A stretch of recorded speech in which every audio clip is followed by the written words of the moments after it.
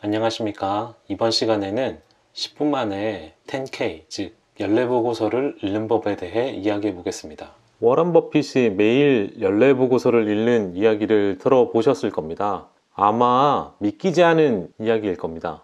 투자자들은 정기적으로 연례보고서를 읽지 않는데 아마 보고서가 너무 어렵거나 너무 지루하다고 생각하기 때문일 겁니다. 10K는 많게는 400페이지가 넘습니다. 하지만 보고서를 읽는 것은 생각만큼 힘들지 않습니다. 10분 이내에 연례보고서를 읽는 방법이 있습니다. 먼저 10K 보는 방법 또는 PDF 파일로 받아보는 법을 알아보겠습니다. 3월 1일 제출된 테러다인의 154페이지 연례보고서를 예를 들어 보겠습니다. 먼저 구글에 에드가라고 칩니다. 그러면 다음과 같은 화면이 나오죠. 여기에 컴퍼니 네임이라고 있는 부분에 회사명을 넣거나 티커를 넣을 수도 있습니다. 종목 이름을 누르고 다음과 같이 클릭을 하면 여기 보이시는 10K가 나오게 됩니다. 이 다큐멘트를 누르고 10K를 누르게 되면 HTML 파일로 나오게 되죠. 이런 식으로 나오게 되는 것을 보고 읽을 수도 있습니다. 다음은 구글에서 직접 테러다인 10K PDF 파일을 받아보겠습니다. 이렇게 10K 애뉴얼 리포트 테러다인이라고 치면 이렇게 나오죠. 여기서 직접 테러다인 홈페이지에서 이렇게 레포트를 올린 걸 볼 수 있습니다. 여기에 PDF 파일로 받으시면 되겠습니다. 이렇게 나오게 되겠죠. 그럼 테러다인을 가지고 10K를 10분 안에 읽어보겠습니다. 테러다인은 테크 기업이기도 하며 제품은 소비자 판매용이 아닙니다. B2B 회사이죠. 기업의 기술과 복잡한 공급 체인을 이해하기 어려울 수 있지만 그럴 필요는 없습니다. 모든 10K 서류는 유사한 방식으로 작성됩니다. 섹션은 SEC에서 설정하고 비즈니스 설명과 위험 요소, Mine Safety Disclosures, 그리고 궁극적으로 재무제표가 있습니다. Mine Safety Disclosures는 2010년 도드 프랭크 월스트리트 개혁과 소비자 보호법에 따라 분기별로 증권거래위원회에 제출해야 하는 보고서입니다. 한국말로 적당히 해석할 게 없어서 그냥 그대로 원문을 읽습니다. 그럼 비즈니스 설명부터 시작하겠습니다. 테러다인의 비즈니스 설명은 약 700단어이며 회사에서 반도체 테스트 장비를 제조하고 있다고 알려줍니다. 이 장비를 대형 반도체 회사에 판매하고 최근에 2건의 로봇 비즈니스를 시작했습니다. 주요 단어들을 보시면 수요에 있어서 시크리컬 트렌드를 따라가고 있고 2018년 1사분기에는 모바일 디바이스 테스트 장비가 급감했다고 나오고요. 2018년에 메모리 테스트는 증가했다고 나옵니다. 이 정도면 충분하죠. 테러다인에게는 훌륭한 경쟁사들이 있습니다. 1분도 채 되지 않아서 테러다인의 성과에 영향을 미칠 수 있는 많은 기업의 이름을 알게 됩니다. 예를 들면 일본 장비 제조업체인 어드밴테스트와 키사이트 테크놀로지와의 경쟁을 알 수 있습니다. 이 두 기업을 보면 키사이트가 테러다인보다 훨씬 크다는 것을 알게 됩니다. 로봇 비즈니스에 있어서 테러다인은 일본의 파낙과 스위스 대기업인 ABB를 포함하여 쿠카를 포함한 더 큰 경쟁 업체들이 있음을 알 수 있습니다. 이제 위험 섹션으로 이동하여 헤드라인을 보면 됩니다. 모든 회사가 많은 위험 요인을 열거하고 있음을 알아둬야 합니다. 기업들은 법적 근거를 다룰 필요가 있으니까요. 테러다인은 27가지의 위험을 나열합니다. 일부는 일반적인 거지만 빠르게 훑어보면 요즘 뉴스의 주제인 관세와 지적재산에 대해서 배우게 됩니다. 테러다인은 27가지의 위험을 나열합니다. 화면에 보듯이 1번부터 해서 헤드라인만 보시면 됩니다. 둘, 셋, 27가지의 위험을 나열하고 있습니다. 하나부터 천천히 살펴보죠.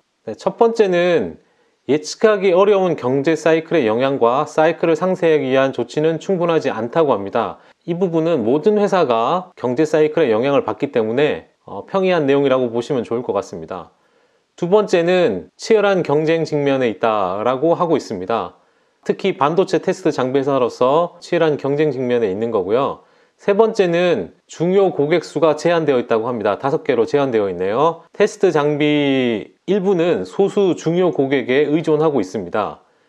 수요가 한정되어 있다는 게 위험 요인일 수도 있겠습니다.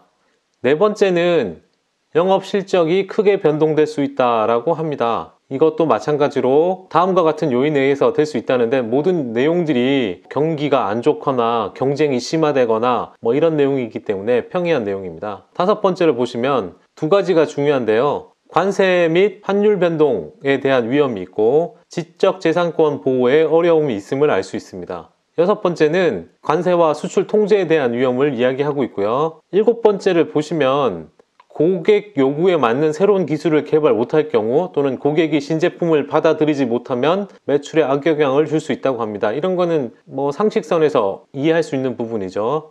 여덟 번째는 리콜이나 보증에 관련 잘못된 경우에 당할 수 있는 위험이니까 이것도 뭐 당연하다고 보여지고, 아홉 번째 보시면 공급업체가 제품 또는 납품 요구사항을 충족 못할 경우 매출 수익 감소가 일어날 수 있다는 것도 뭐 당연한 이야기입니다.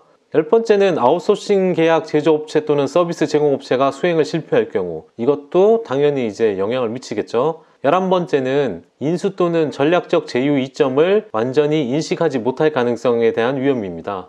12번째는 환경규제 준수 실패 시 상당 부채 발생 가능하다는 위험이고요. 13번째는 소송과 규제 절차의 대상이 되는 거고, 14번째는 반대로 당사가 지적재산권을 침해한다고 고소를 당할 경우, 15번째는 지적재산 보호에 관련된 위험이고요. 16번째는 세율에 관한 문제입니다. 17번째는 보증, 배상 및 고객 기밀 유지 의무 보유에 관련 위험이 있고요.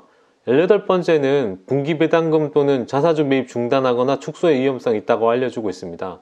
19번째는 추가 부채 발생 가능성에 대한 위험이 있고요. 20번째는 전환사채와 워런트 주식 전환이 주가에 영향을 준다.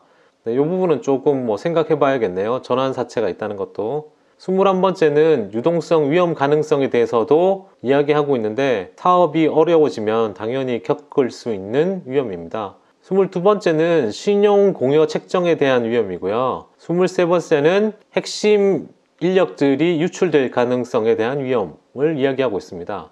24번째는 뭐 자연재해, 전염병, 전쟁, 테러 위험, 이거는 뭐 어쩔 수 없는 위험이고요. 25번째는 영업과 보안에 관한 시스템에 관련된 위험을 이야기하고 있고, 26번째는 주주행동주의에 대한 위험을 언급하고 있고, 27번째는 법적인 위험에 대해서 이야기하고 있습니다. 일부는 일반적인 거지만 빠르게 훑어보면 요즘 뉴스의 주제인 관세와 지적자산에 대해서 알게 됩니다. 이제는 재무제표를 볼 차례입니다. 마인 세이프티 디스클로저를 포함하여 20페이지 이상 건너뛰겠습니다. 이렇게 해도 되는 거야 라고 물어볼 수 있겠지만, 목표는 10분 안에 가장 많은 가치를 뽑아내야 하는 것입니다. 먼저 회계사만 사랑할 수 있는 언어로 표현된 대차대조표는 테라다인이 소유하고 있는 모든 것의 스냅샷입니다. 기업은 일반적으로 2년간의 데이터를 제공합니다. 총자산은 27억 달러이네요. 다음은 현금과 빚을 찾아봅니다. 테라다인은 현금 9억 달러와 부채 4억 달러 정도를 가지고 있습니다. 빚보다 현금이 더 많다는 것은 좋은 일이죠. 테라다인의 대차대조표가 양호한 것으로 결론 지을 수 있습니다. 다음은 손익계산서가 나옵니다. 손익계산서에서 빠르게 성장과 마진 그리고 수익을 찾아봅니다. 매출액은 2016년 17억 달러에서 2018년 21억 달러로 증가했습니다. 이는 약 20% 성장이지만 인수가 포함되어 있습니다. 비즈니스는 2017년에서 2018년까지 평탄했습니다. 지난 2년간 총 수익은 12억 달러였습니다.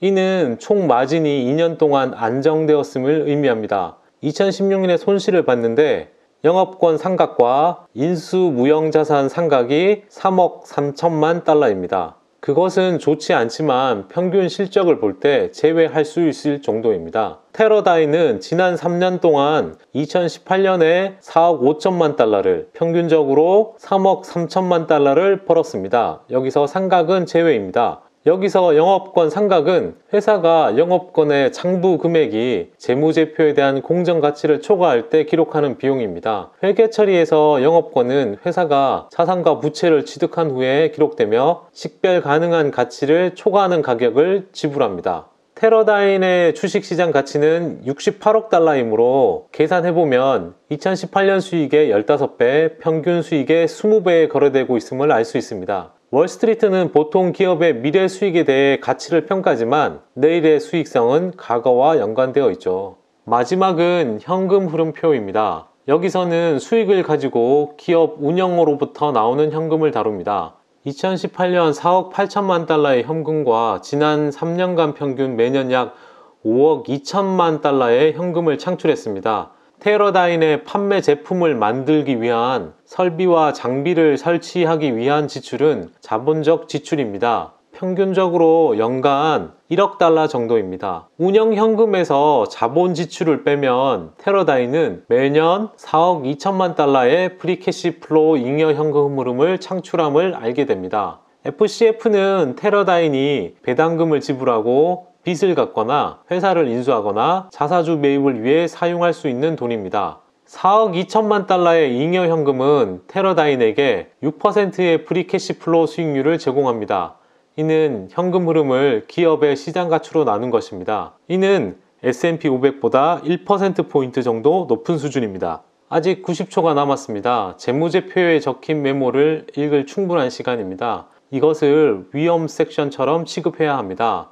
헤드라인을 읽고 뭔가가 당신의 마음에 들게 되면 멈추십시오. 은퇴 플랜을 보시죠. 테러다인의 연금 계획은 시장 가치의 2.6%인 1억 7,800만 달러에 달합니다. 별일 아니네요. 테러다인은 1억 4,400만 달러를 따로 모아서 그 임무를 다하고 있습니다. 가장 중요한 메모는 종종 비즈니스 세그먼트 세부사항에 있습니다. 여기를 보면 테러다인의 반도체 테스트 비즈니스가 가장 큰 부분이며 2018년에 매출이 줄었다는 것을 알 수 있습니다. 반면에 산업 자동화는 작지만 빠르게 성장하고 있습니다. 로봇 부문의 마진은 3%로 작지만 자동화 비즈니스가 성장함에 따라 더 높은 마진이 뒤따를 것이라는 것이 이상적이겠죠.